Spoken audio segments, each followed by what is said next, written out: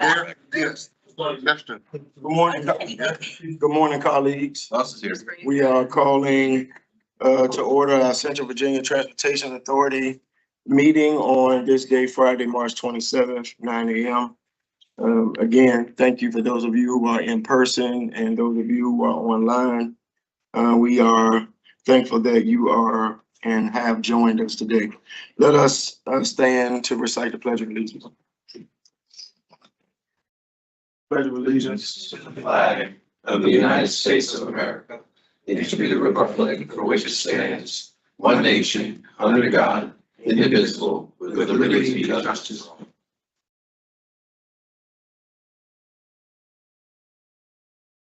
Thank you.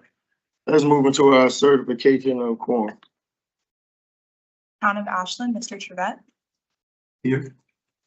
Charles City County, Mr. Patterson. Mr. Atkins. Chesterfield County, Mr. Carroll. Here. Richland County, Mr. Winfrey. Hanover County, Mr. Davis. Henrico County Chair Nelson. Present. New Kent County, Mr. Moyer. Here. Powhatan County, Mr. Donati. Present virtually. City of Richmond, Marabula. Here. House of Delegates, Ms. Cousins. Commonwealth Transportation Board, Mr. Davis. Here. Capital Region Airport Commission, Mr. Miller. Present. GRTC, Ms. Adams. Ms. Torres. Here. RMTA, Ms. Dean. Ms. Marshall. BDRPT, Ms. Zimmerman. Here. BDOT, Mr. Bridge. Mr. Totten. Ms. McAdory. Here. Thank you.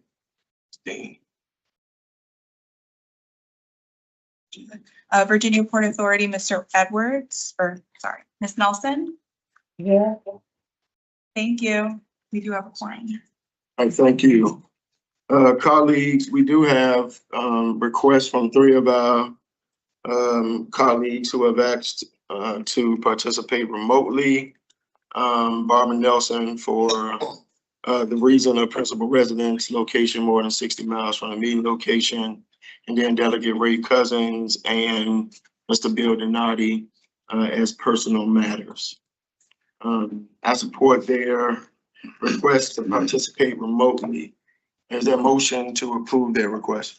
So moved. When I moved in second, all in favor say aye. Aye. Any opposed? Thank you. Meeting minutes have been shared. Are there any questions or concerns before we receive a motion to approve?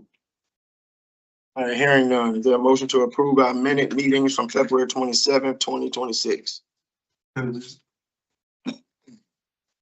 Second. All right, moving in second. Thank you. All in favor say aye. Aye. Any opposed? And one abstention. Yes, sir. All right, Mr. Moore. This is open public comment period. Is there anyone here to speak to the CVTA board this morning? All right, anyone on, where do we take online? We can. All right, anyone online? Public comment? All right, hearing or seeing none, let us move forward. We're excited. Do you want to intro or you want me to? Excited to welcome our friend who sits with us on the board, Mr. Perry Miller, who is doing a phenomenal job leading us, leading our airport. And I know myself and Mr. Carroll sit on that board as well. And we're excited about what's happening. So we're going to turn the floor over to you, sir. Thank you, Mr. Chair. I'm glad to be here. We have, as you have indicated, some exciting things going on at the airport. Thought it'd be a great opportunity to share with you something we're growing significantly, and we're making changes at the airport to accommodate that growth. I have with me a couple of my team members. John Rutledge is our Chief Operating Officer. You probably are familiar with him. He's been here on a number of occasions, standing in my shoes, well, not almost, you know. And Mr. Martin Rubenstein is our Chief Growth Officer. He's primarily responsible for what John does everything. And then whatever is left, Mr. Martin does. So without further ado, I know, I want to be respectful of your time. Mind with the next slide, one more. What you see before you is the board that is responsible for your airport. It is a airport authority commission that is comprised of 4 jurisdictions: Richmond, the city of Richmond, the counties of Henrico, Hanover, and Chesterfield. The current executive committee, part of the executive committee, is present with you today. The chair, who's not here, is Charles McFarlane. The vice chair is Tyrone Nelson. Susan Dibble is the treasurer, and present with you today is Kevin Carroll, who is the secretary of the executive committee. The rest of the members are there. They're also posted on our website. That bottom row, way at the bottom of that totem pole, is my leadership team. The board hired me in August 2019. So I've been here about 6 years, and you can, I credit my team for what you've been experiencing since my arrival. Next slide, please. We have a new strategic plan which is approved by my board, and it's a very aggressive plan. It's not one of those kind of plans that you do and just sit on the shelf. Our intention is to be the region's preferred gateway to the world. That implies that if we say the world, that we want to reach the world. We think we can achieve that by propelling regional prosperity, and we do that by delivering world-class experience and operational excellence. That is our mission, our vision. Next slide, please. And this Power 2.0 framework is the framework within which everything we do, every dollar we spend, every penny we spend, well, there aren't any pennies anymore, right? We're elevated to a nickel, right? Every nickel we spend drives a metric that falls under one of these priorities. And the priorities are an initiative that spells out power, has to do with the passenger experience for the P, operational excellence, innovation is the O, workforce development is the W, enterprise revenue and growth is the E, and R is a regional impact and resilience. So everything we do drives a metric under one of those acronyms. Next slide, please. We have received a number of accolades that range from being an environmental steward, both under the Virginia Green Initiative and Global what is the name of it? Global Virus Advisory Committee. We're a 5-star facility in terms of making sure that we are using chemicals and following procedures that ensure that our environment is hygienically safe to navigate. We've been nominated and recognized as the most efficient airport in the world for our category. And then we have been also recognized for our financial stewardship as well. Next slide. We are committed to providing supplier opportunities, particularly to small businesses in our community, by helping them become certified as a small firm. And we do that, we try to also make opportunities available by being as transparent as possible as we help organizations navigate our procurement process, try to make that as seamless as possible as well. So who you really want to hear from, these two gentlemen. So I'm gonna step aside and let them talk about the growth we're experiencing, how we're accommodating that growth by building a better way for you to fly through Richmond International Airport. So, Martin. Thank you very much for having us this morning. This is Martin Rubenstein. I've been with the airport now about 1 year and 2 months by way of DFW Airport, where I had led the growth of that small plane ranch in Texas. And the goal is to do the same over here. So with that, first slide here shows how this airport has been performing over the last couple of years. And bar COVID in 2020, you can see that there's consistent growth, and we're towing the 5 million passenger line. There's a bottle of champagne there waiting somewhere to be popped up, but it's significant growth. Give you a little perspective, our airport is growing around 8.5% per year. That is much faster than the growth of the region itself.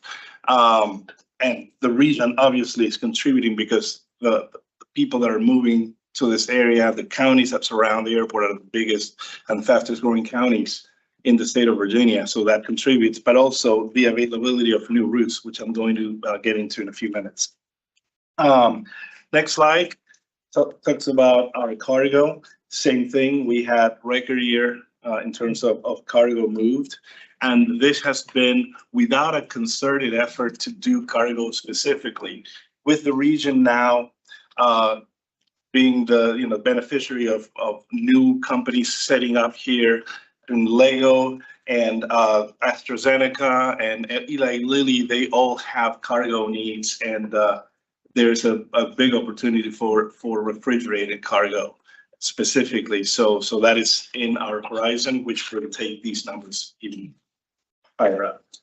And the reason I spend a little time in cargo is because even though it is not necessarily what generates the most revenue for the airport, the economic impact for the region of cargo is very significant.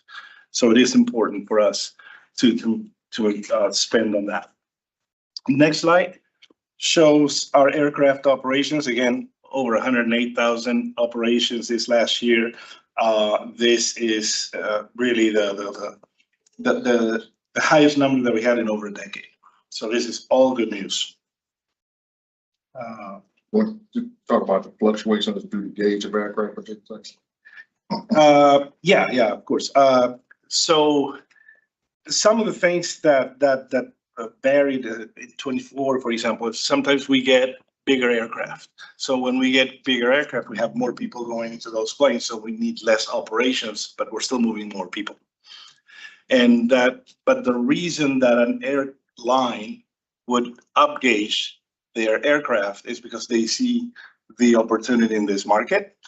And that is kind of how we're approaching our international growth opportunity, which is what I'm going to talk about next. If you look at this map, this shows the nonstop destinations served from RIC right before the pandemic when we were at our peak. And we had 21 destinations. If you fast forward to today, we pretty much doubled that. We are at 30. That is a testament to the work that our air service development team has been doing. And I believe many of you know Troy Bell, who has been leading that for 20 some years. It's been a constant process of education for airlines to explain the benefits of flying directly to this region. Sometimes it's a little complicated to explain to them that this is not DC and this is not close enough to DC. So a lot of our job is really going and talking to those guys and say, you know what, Google Maps shows 2 hours, but have you tried that?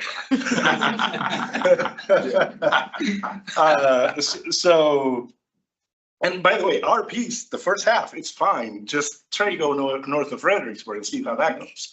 And the reality is that it's a slow education process, but it's going really, really well. And you may have heard the good news that yesterday we inaugurated our first flight to Puerto Rico. So we now have direct access to the Caribbean. For our leisure travel, this I'm expecting will be a very, very successful route.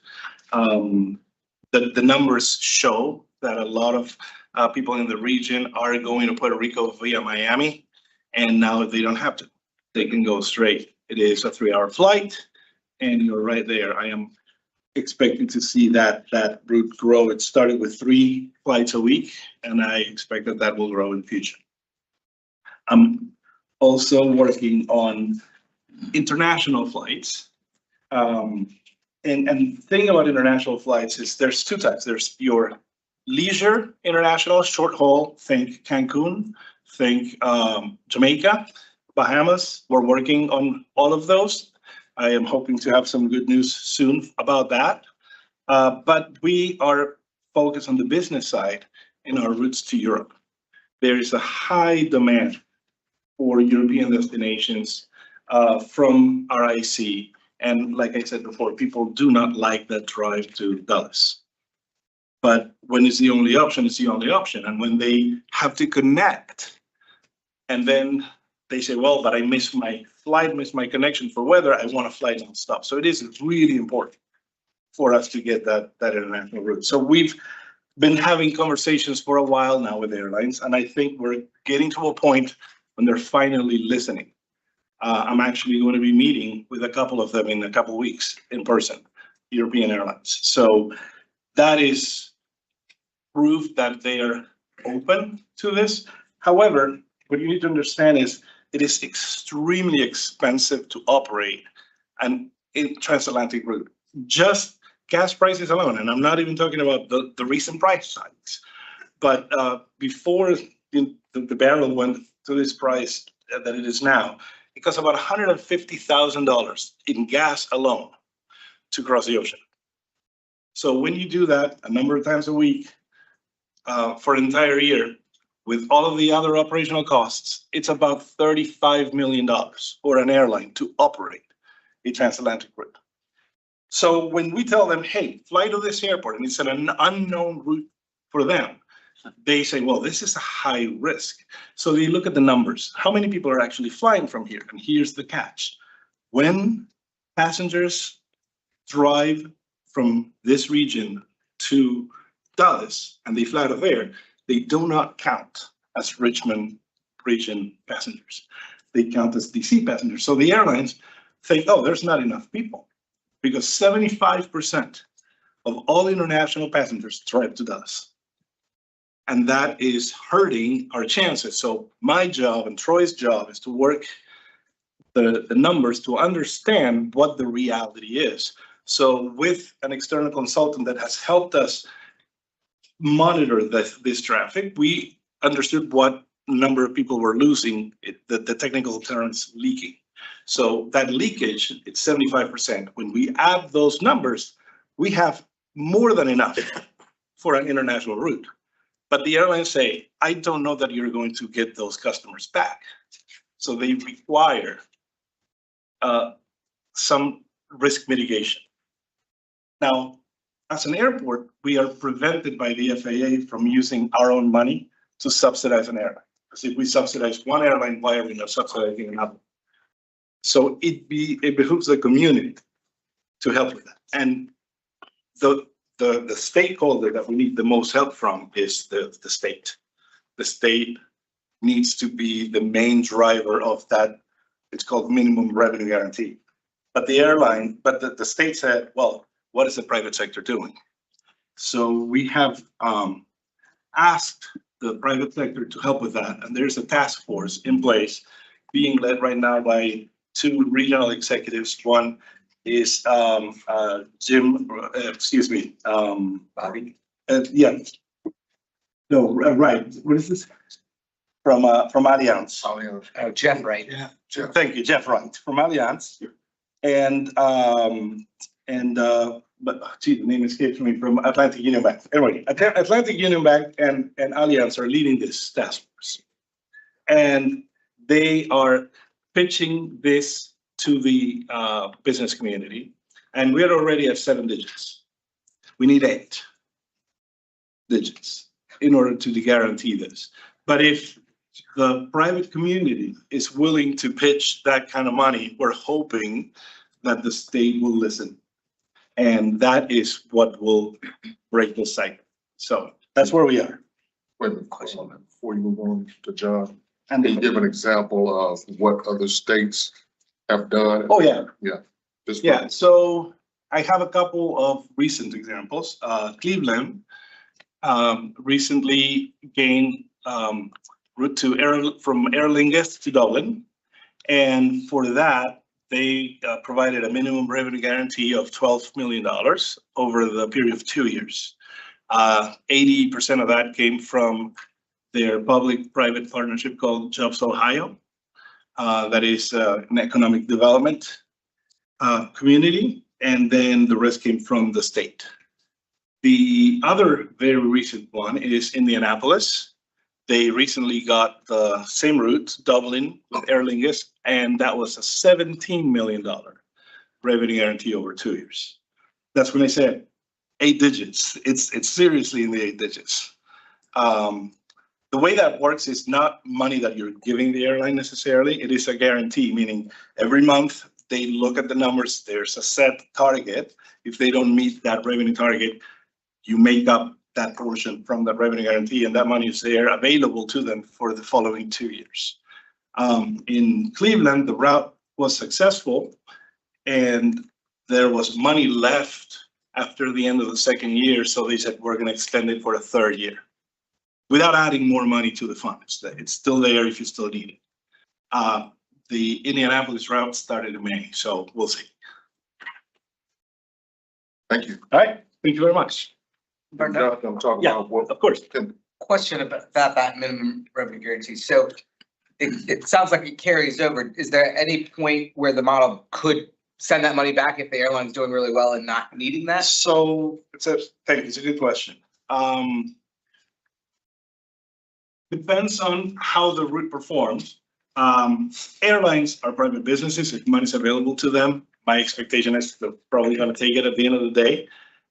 The reality is the route needs to be successful on its own, has to be self-sustaining. Otherwise, they're going to fly for as long as there's a revenue guarantee, and then they're going to go away. So the numbers need to be there. Short haul routes, I am aware of areas where, like, American Airlines has a route to Cancun, and Oklahoma City provided a minimum revenue guarantee for a leisure route, which is interesting. They have not touched it. They just asked for it in case they didn't touch it. well, Mayor, was your question, if, once the money's collected, if it's not used, is it returned? Yeah. That's the question.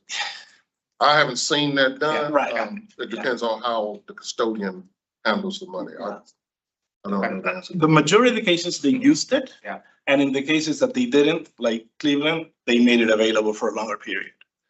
And also, there are very few of these that are publicly known. These are usually deals that are not necessarily made public, so we can only talk about the ones that we know about. Yeah.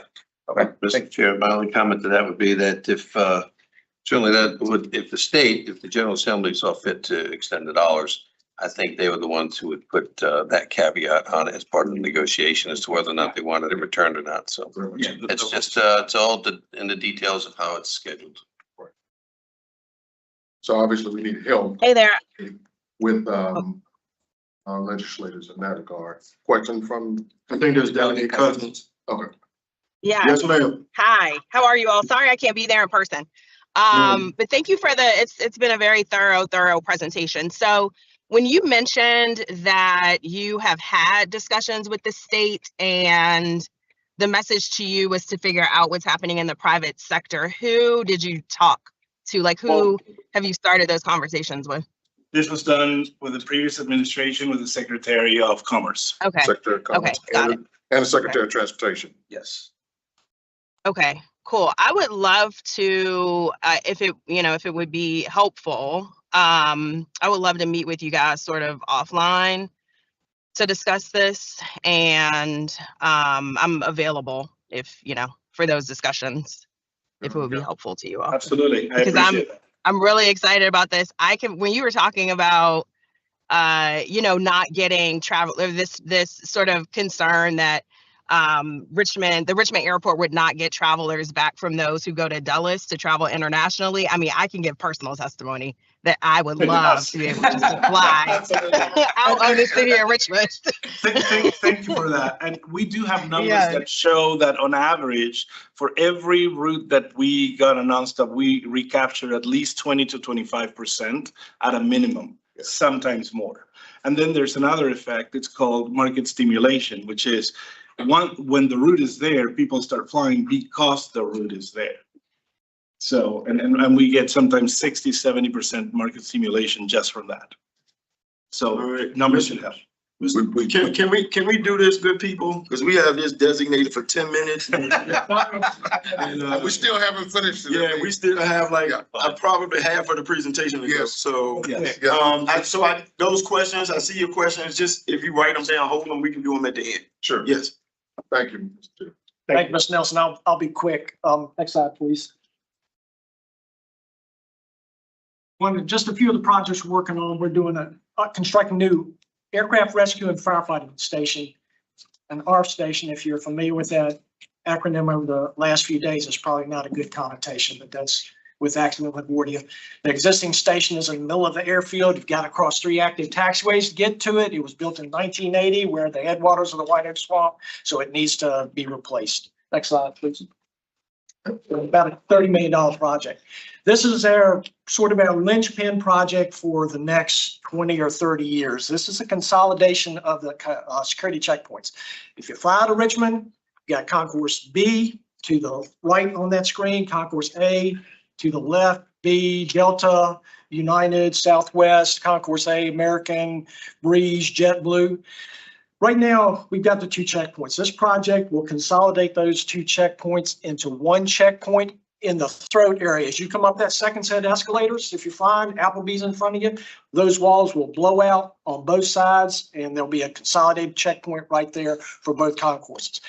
The advantage to that is, next slide, please, is that it gives free flow of traffic between both concourses. So when Martin gets international service, Air Customs and Border Protection facilities on the first floor of Concourse B. So if you fly internationally and you're making perhaps a connecting flight on American out, they're out of Concourse A, you would have to exit Concourse B, be rescreened in Concourse A to get on your flight. This makes that free flow of passengers between, you can go from one concourse to the other. Offers a lot more opportunities for concessions when the checkpoints are consolidated. And it also, efficiencies for TSA. We get 35 or 40% of our flights go out by 7 a.m. in the morning. And that's when you get that backlog. This allows them to spread that out to help alleviate the loads. Next one, please. And that's a picture, go back, I'm sorry. If you take a good look, that is a conceptual drawing of what that consolidated checkpoint is going to look like. As you walk up those second set escalators, that's what you'll see. It opens up. We're doing 10 lanes right now, but the capacity to expand to 14 in the future. So it takes us well out into the future. This is on Concourse A, a Wolfgang Puck restaurant. And this is, if you fly American and you fly out of B-16 or A-16 or A-15, it's those windows right there, which gives you a great view of the airfield and a great place to sit. Gives you a better food offering perhaps than what we have right now. Next one, please. Perhaps. And this will be on Concourse B. This is around the area of gate B-15, B-14 where Delta is located. This will be in the center area where right now is a walkway, a Hardywood Brewery offering. Local flavor. Next, please. And this is a pretty cool one. This is a parking guidance system in all the parking garages. Right now, we say we have 4 in a surface lot: north expansion, north, south expansion, south. This will, next please, this will provide guidance to open spaces. There will be lights above spaces in the garage indicating what spaces are open. There'll also be app-based where you can get on an app and find out, number 1, open spaces. Number 2, if you forget where your car is at, it will locate your car by LPR, license plate recognition. And this also goes hand in glove with some stuff Martin is working on with reserved parking. So, and a side benefit to this is the security it provides because all these spaces will be covered by camera. Next, please. This is one you may be familiar with. This is the Beulah Road relocation. This is a project that the CVTA recommended funding for at their last meeting. And this is a great project for a couple of reasons. The Army Aviation Support Facility, which is the Virginia Army National Guard Helicopter Squadron, is located on the airport at the southwest end. They are moving their facility to east of Beulah Road, right across Beulah Road, but they desire access to the airport with a taxiway. FAA said, no way you can do that with Beulah Road in the way. We're not going to allow it. This allows Beulah Road to get out of the way, gives the guard access for their future mission to do what to be located to. Bring a lot of jobs. It's a large facility. The other benefit to this is the commission owns 220 acres of industrial zone property just across Beulah Road. Relocation of Beulah Road to the backside you see there, that will allow that large industrial property to be contiguous to the airport and have access to the airport and airport's runways and taxiways, which could be the desire. It could be huge in that you attract an aircraft manufacturer or some aviation related business, large business that needs access to the airport. So we are deeply appreciative of RICO's efforts on that and CVTA's efforts to get that funding. I think that's it. That's the last slide. Yes, sir. I know you have more questions, but No, well, first of all, I just want to say thank you. I wrote down a few notes. I mean, we have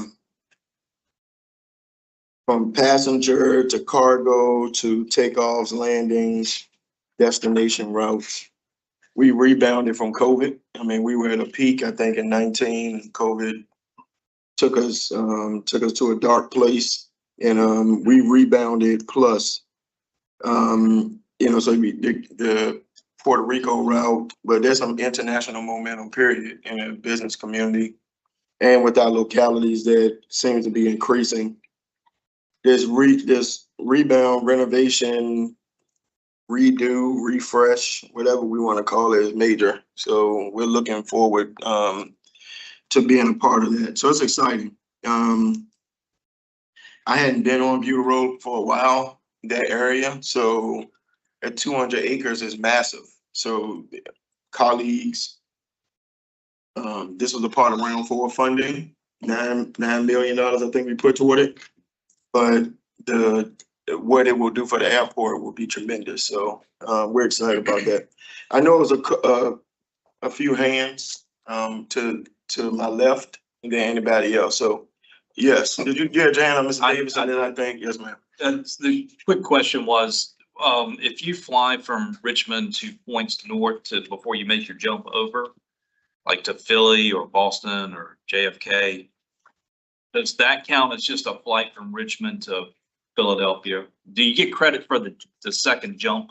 Excellent question. You do. If you originate out of Richmond, Okay. even if you're going with a connection, you are counted as a Richmond originating path. Okay. I'm glad you answered. I couldn't recognize those airports. It sounded like profanity. I would love to just get on one side, just get off on the other side.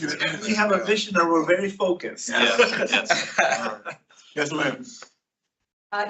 Mine was more a comment than a question, but thank you for the invitation, the great work. I just wanted to note that for DRPT, we fund the Virginia Breeze, and we're really excited that it is going to be stopping at the Richmond Airport with the new route that opens this summer. So thanks for accommodating that request. And I am one of those people who also has the international issues travel, but the Virgin Breeze does also go out to Dulles. So maybe we can partner on letting folks know that too. But I still support having more non-stops from Richmond internationally. All right, colleagues, Mr. Mayor. Yeah, just a quick comment for you guys. I've had at least 5 conversations in the last 2 weeks with people who have flown in and out of Richmond and are dealing with like the TSA madness everywhere else in the country. And they have been so complimentary about their experience here. So I don't know what y'all are doing, but it sounds amazing. Let me just tell you, I consulted with my commissioners when this whole thing started, and they authorized me to do whatever I could do to augment what they're going to. So there's a lot going on. We have a foundation that we've used money from to help supplement the loss of income. So if you are so inclined, you can make a contribution to the Capital Region Airport Commission Foundation to help that effort. Because they have, I got to tell you, they have been very good at coming to work. We really appreciate it. Well done. Of them, we've been feeding them and giving them gas. Thanks, sir. Ms. Kerr. Oh, Ms. Scott. Mr. Chair, I'm just gonna pile on with what Delegate Cousins said. When we flew back from Barcelona. Yeah. We had to fly into Dulles and then fly back to Richmond from there. It was a 9-hour flight from Barcelona to Dulles and then a couple hours back. It would have been much better if it was that 9-hour flight right into Richmond. Yeah. So, you know, we know that I believe there's a big need for this in the community, and that's why the commission's pushing for it. We're excited about it. Thank you for your leadership, sir. Anybody else? I'll ask Yes, sir. perhaps a dumb question. If you're paying for your flight to Dulles or wherever, and then you're paying for your international flight, the direct flight, can you see savings? Or is the combination of those two, is it about a match? Is it just convenience, which is wonderful? Or is there some savings there? And come up to the podium so that people, yeah. So the answer depends on the airline. Some promotional rates might be available at some point. You know, honestly, I'm not expecting that the rates will be lower. I expect that they will be competitive.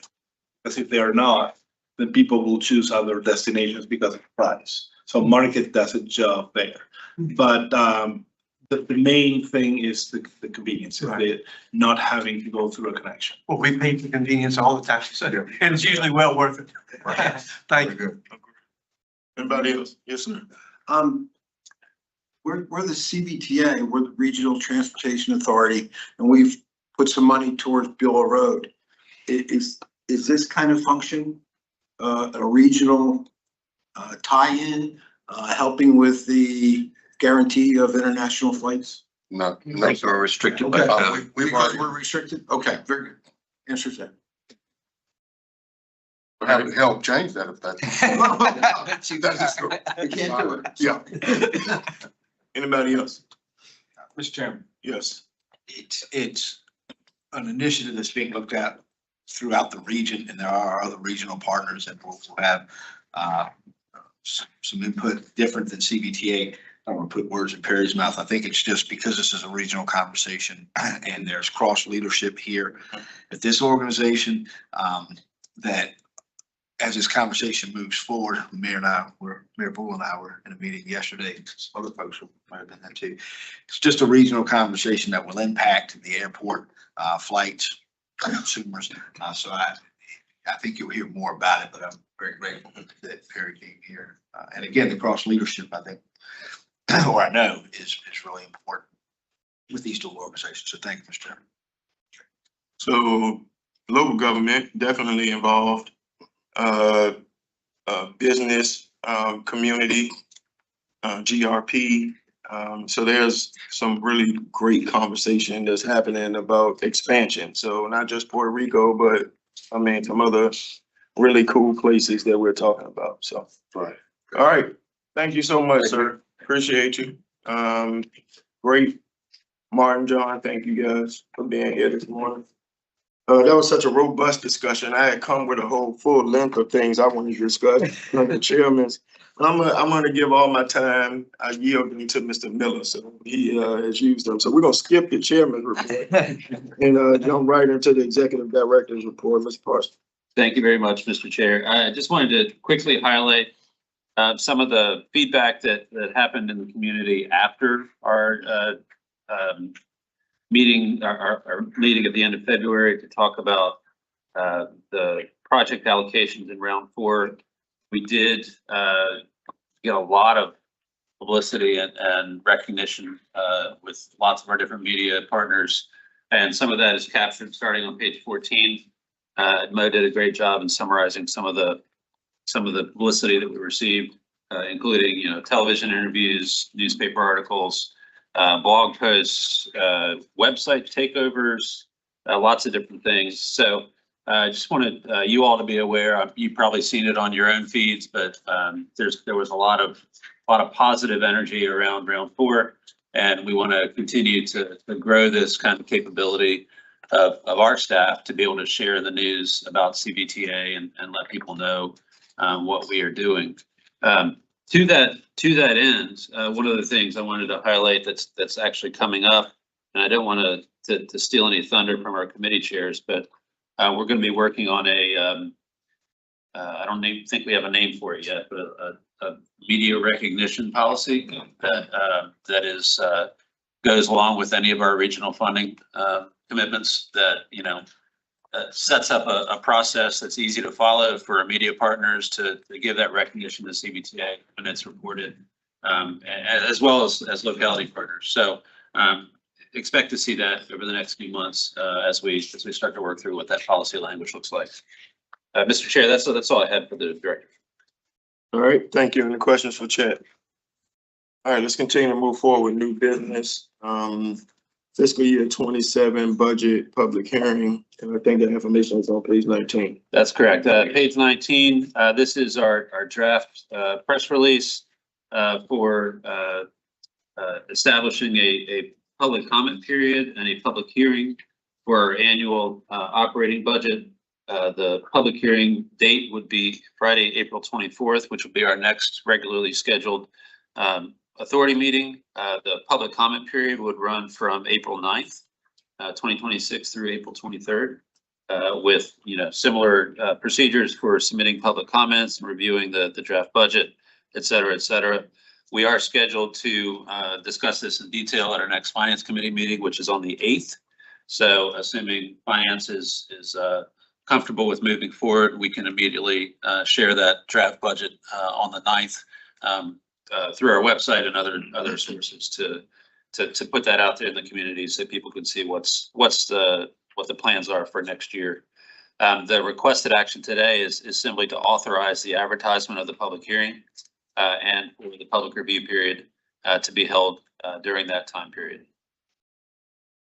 All right, thank you, sir. Questions for Mr. Parsons about the public hearing? All right, hearing none, can we get a motion from the floor?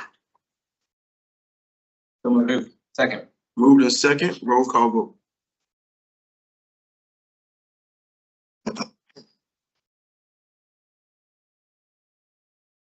Town of Ashland, Mr. Trevette. Aye. Chesterfield County, Mr. Carroll. Aye.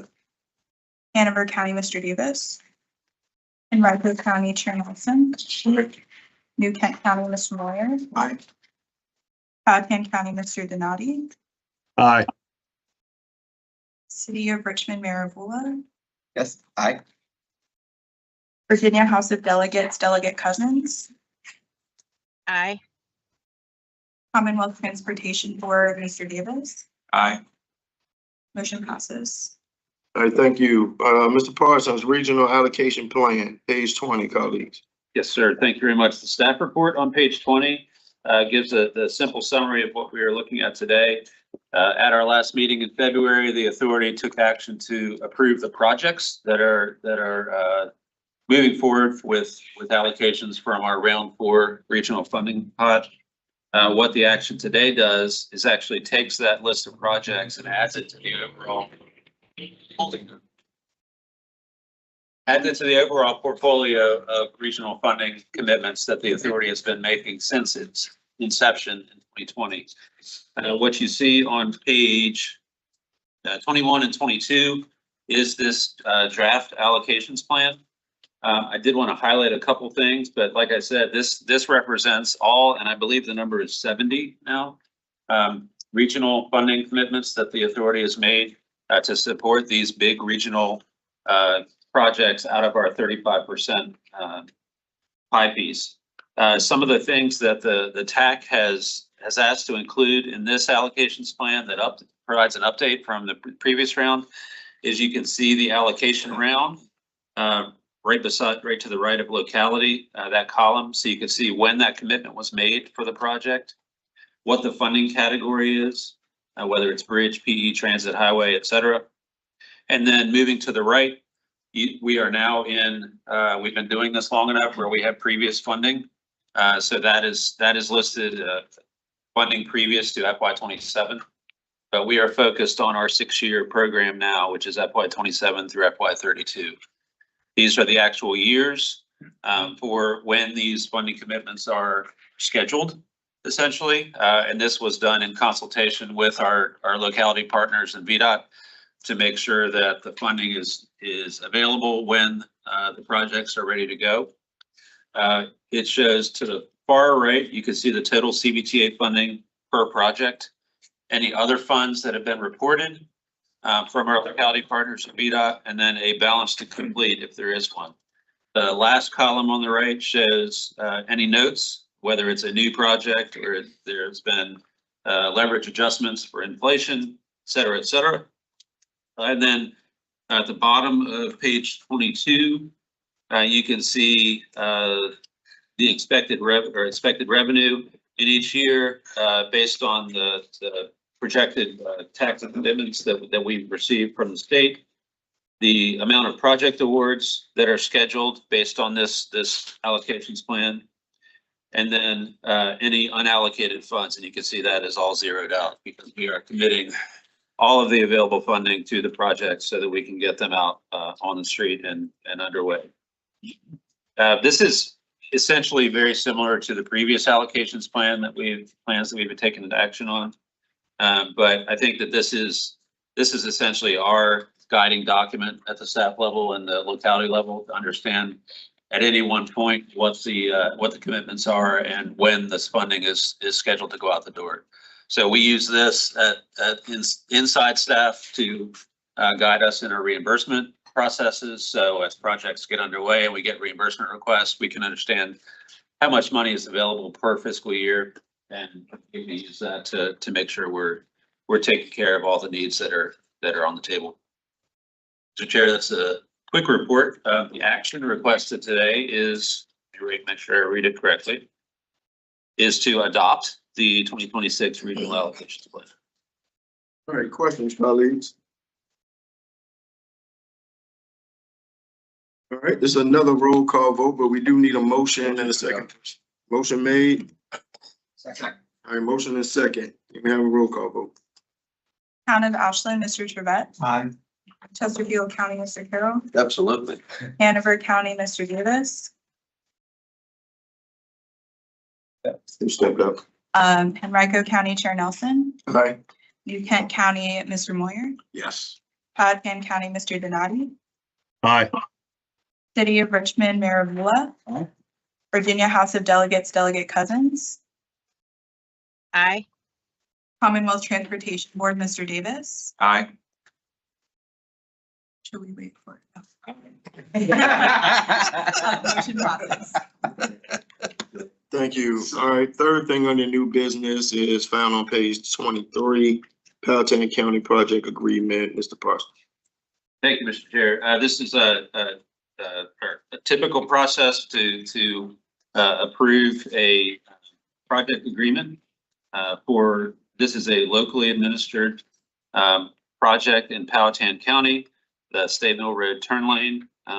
I've worked directly with staff in the county to make sure this is submitted correctly in the proper form. We do have signatures, so this is partially executed on the county side. The action requested today is to approve the draft project agreement as presented and for the chair to sign and witness. All right, any questions? Mr. Chair, I do believe this is Powhatan's first. Yes, sir. So I'm sure that there's someone from Powhatan who probably want to make a motion on that. All right. Yeah, thank you. I'm certainly excited about this project and the ability that it's going to help us with some economic development. So I'll make the motion to approve. That's a second. Second. All right, moving to second, roll call vote. Town of Ashland, Mr. Trevette. Aye. Chesterfield County, Mr. Carroll. Absolutely. Hanover County, Mr. Davis. Henrico County Chair Nelson. New Kent County, Mr. Moyer. Aye. Powhatan County, Mr. Donati. Aye. City of Richmond, Mayor Vula. Aye. Virginia House of Delegates, Delegate Cousins. Aye. Commonwealth Transportation Board, Mr. Davis. Aye. Motion passes. All right, thank you. Let's move to reports, CVTA Finance Committee update, Mr. Moyer. Thank you, Mr. Chair. I'm pleased to have Mo give me ideas on what to talk about for our meeting. As you can see, I've checked off everything that she's already mentioned. So the only thing I want to say after all these things that we voted on were approved by the Finance Committee. and move forward to the full committee.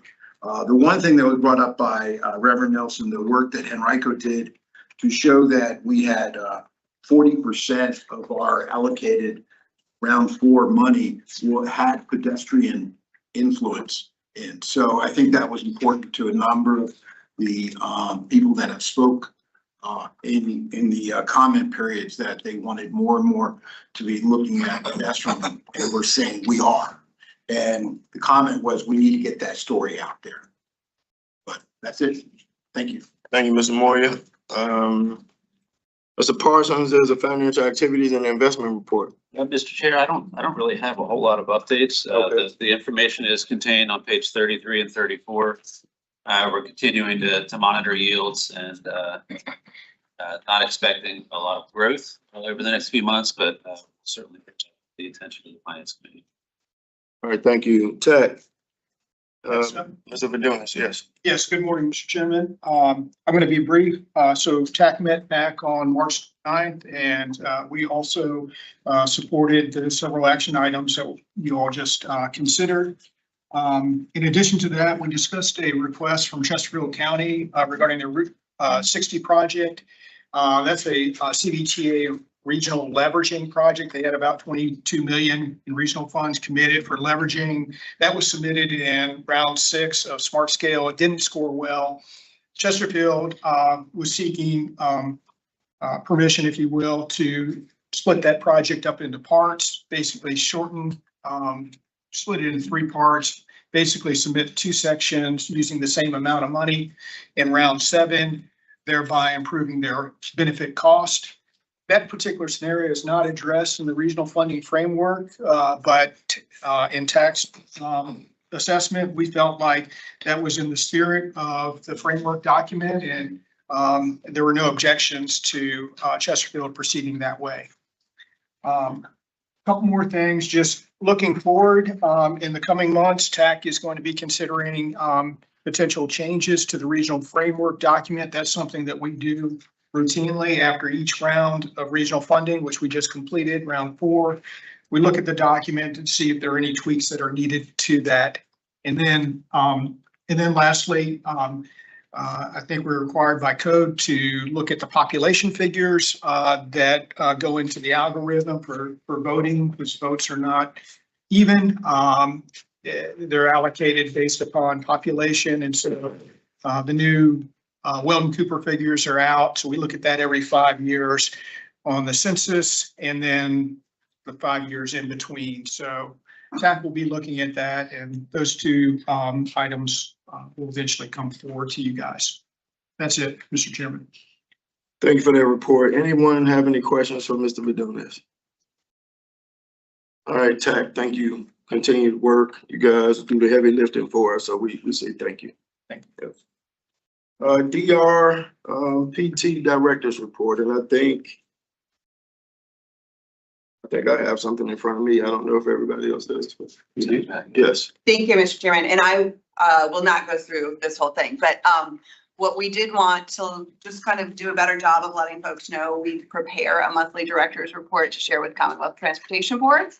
And so we just thought it might be good to share with the other commissions and authorities around the state. A few things I will highlight from this.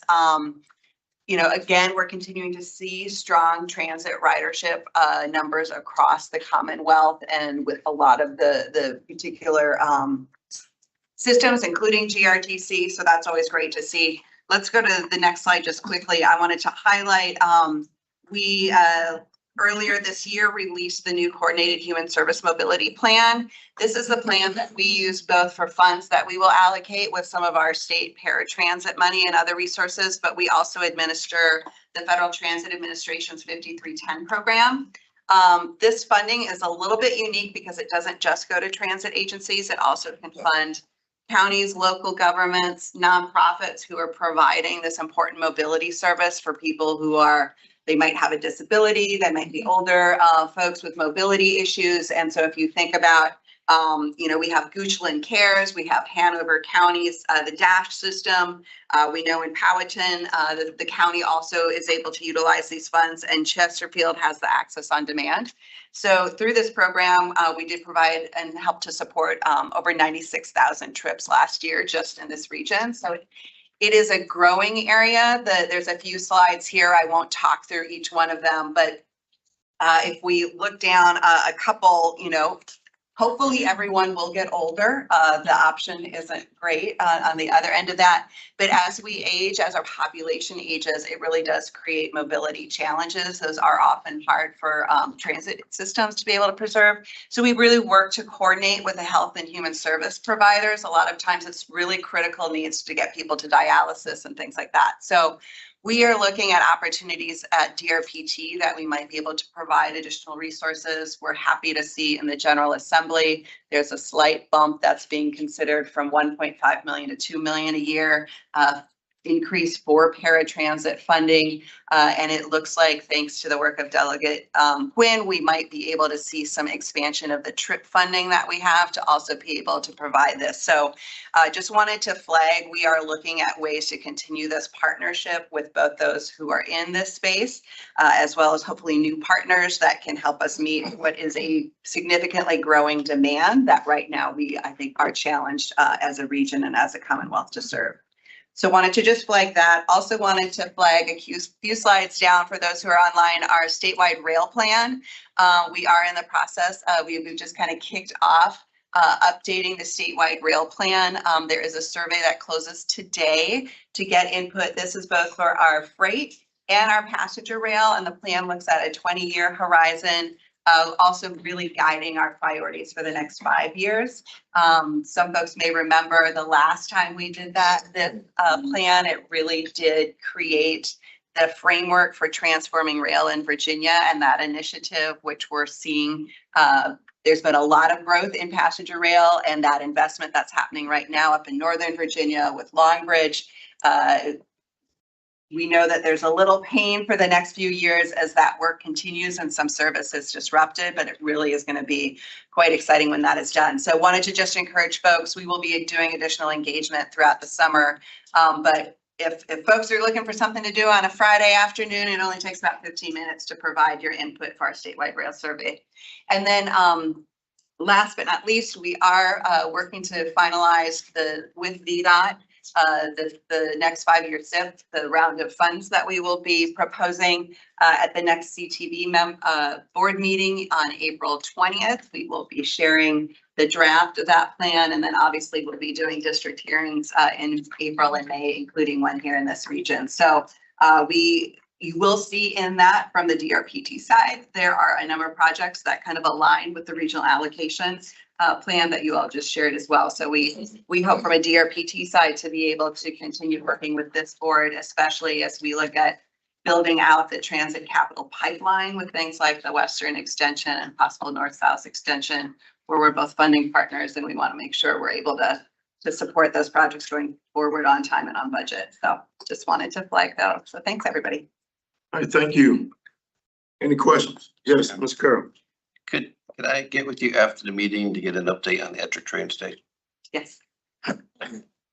One comment, I'm one of those geeks that follow your daily newsletter, the DRPT, whatever it's called. And they are another source of credit CVTA is getting. Almost every day there's an article in there that says CVTA funded this. It was the Arthur Ashe Boulevard Bridge yesterday, and it goes on and on. So we appreciate that. Yeah. Thank you for that extensive report. We appreciate that. Yeah. All right, we're moving to other business now. I know I think we're changing over from Zoom to Teams. Yes, just a really quick kind of logistic update. CVTA has switched from using Zoom as our virtual meeting platform to using Teams. So that started this month, and this is our third meeting using Teams, and things are going pretty smoothly. So I think the only thing there is if you need to register to attend any meeting you will do the same thing as before. Click the link that is sent out in the email, and that will register you. And if you ever have any issues, you can email me or Sid or the information email, and we'll get back to you as soon as possible. But seems like things are going okay, so hopefully nobody will have any issues. What's wrong with it? No, thank you. Appreciate the move. Mr. Parsons, you have anything from Plan RVA or TPO? No, sir, the link in the agenda should take you to the latest reports. All right. Colleagues, any comments? No, Mayor, you gave your, was this your first? Yeah. It's a pretty cool picture. I saw you with the little head. Actually, go stick you in the church pulpit. It was a fun night. It was a great opportunity to really just try to raise up other voices and other people who are doing great stuff for the city. And yeah, Mayor Trevette was there. Thank you for being there. And yeah, I just was I hope people came away with the sense of, man, like Richmond's moving forward. And it was just exciting to be a part of. All right, anything else? But quick shout out to the city of Richmond. I am starting to see the Vision Zero advertisements. Great. Yeah. And that's great. The only thing I would say is just do it and do more of it. It's wonderful. Really, really well done. Anyone else? All right, colleagues. I only have a couple more months left as chair, so I want you to appreciate these short meetings. I just want you to recognize that. All right, meeting adjourned. I don't know, is that going to rest for something bus?